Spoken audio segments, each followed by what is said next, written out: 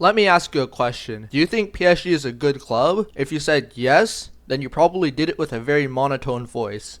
Or if you want to add emphasis, you go, yeah, obviously. Well, I figured out the answer to why quite some time ago, as they dominate Ligue 1 and every other French competition, but always choke in the Champions League. And it is just that every single season for the past 10 years or so. I think I'd rather watch the WNBA at that point. And if you claim to be a sane person, trust me, you do not want to watch the WNBA. So why have I titled this video like anything is different this season? Maybe because PSG have been the most entertaining they've been in a really long time.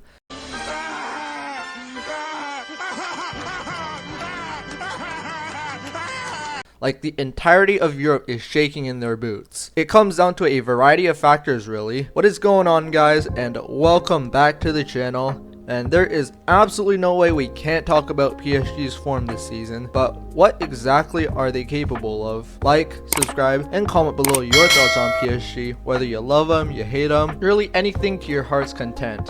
Now, let's start off with their squad, and there are a lot of improvements that have been shown this season. Just look at some of their transfers, such as Kavica Kvaratskhelia from Napoli, William Pacho from Frankfurt, and last but not least, Desiree Doué from Rennes. Easily some of the best players in their positions respectively this season, especially the forwards. In a world where wingers are too scared to take on a 1v1, these two defy the limits. I will not lie, I thought Kvara's career may have gone to dust after the Napoli move, but it seemed to have the opposite effect. And the fee that Napoli got for him makes this transfer a win-win ordeal. And can we talk about Desiree Doué? Watching this guy is like watching Neymar 2.0. He's only 19, so we could be in for a ride watching him play. And no, I'm not just saying this because I did his 10 squad SBC on FIFA. Bradley Barcola is basically the next Mbappe. I guarantee in a couple of years time, he'll have a 25 plus goal season. Meanwhile, the rest of their squad remains classy. Examples including Gianluigi Donnarumma being possibly a top 5 keeper right now, Marquinhos and Achraf Hakimi being great defenders, and Vitinha going from a Wolves reject to PSG's best midfielder. And I noticed Ousmane Dembele had the biggest leap in quality in a good way, as he's even able to be deadly as a center forward instead of his natural right wing position. 21 goals in 28 games, that's not a freaking joke, man. He's always been very injury prone when he was at Barcelona,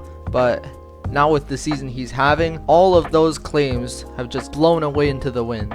Finally, behind all of this is manager Luis Enrique. He is a definition of working in silence and letting the results speak for themselves. No exaggerated personality in the media or anything. He is the one responsible for the magic we see in front of our eyes, and I am very thankful for that. But what makes this season different from the rest? As I've mentioned before, PSG have a lot going for them. They've won the league pretty early on, in fact the earliest ever since the 2015-16 season, with that record 96 points. In the Champions League, they've beaten every single Premier League team, including Man City, Liverpool, Aston Villa, and recently Arsenal. Is it really the best league in the world now? They've also broken the record for the biggest win in the Champions League for a French side in February 2025, beating Brest 7-0. PSG have also set a new record for the longest unbeaten run with away games in the history of Europe's top 5 leagues, with 39 games without defeats, breaking AC Milan's record from 1993, and counting too. The French Giants are closer to winning the treble than ever, as they've a great chance at advancing to the UCL final, only needing to play their second leg at home, and are in the French Cup final, which, let's be honest, they're going to win with ease. Sorry, 13th place rhymes. Now, there was one man that held the entire squad back from European glory, and they finally let him go as he requested. Can you guess who it is? You guessed it, Kylian Mbappe. Now, I am by no means saying that he is a terrible player or has an overinflated ego. Okay, maybe that last part wasn't true, but come on, he was the king emperor of PSG at one point. I'm not making this up. Just read this article right here. But I digress. He got to a UCL final before, where he played Bayern Munich and lost. Also, let's not talk like he didn't score a hat trick in the World Cup final and and gave every single Argentinian a temporary heart attack. Just watch out for him next season though. He'll be back. Now, this got me wondering, is the Champions League just Mbappe's kryptonite? That was his only reason for going to Real Madrid. Let me know in the comments, guys. But damn, that's quite a few accomplishments, with possibly more on the way. And if PSG do win this Champions League, the internet is gonna go crazy on Mbappe. But I guess if we really had to talk about ego, removing every big name from this team a few years ago and bringing in new raw talent really made a difference, and maybe more struggling teams need to grow a spine and do the exact same. If I were to tell you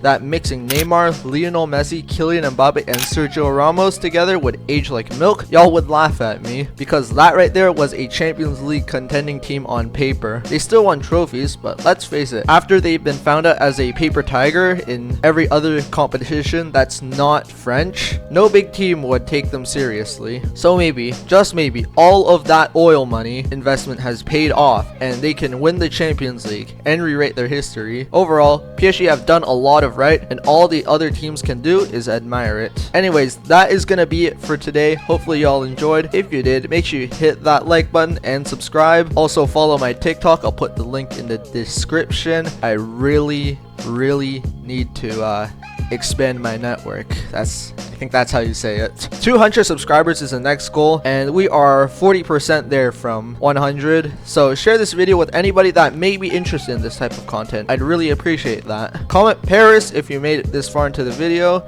and all I can do now is make sure they at least make the final, or else I can render this video useless. So if you haven't already, like, subscribe, and all that good stuff. So yeah, have a good day and peace.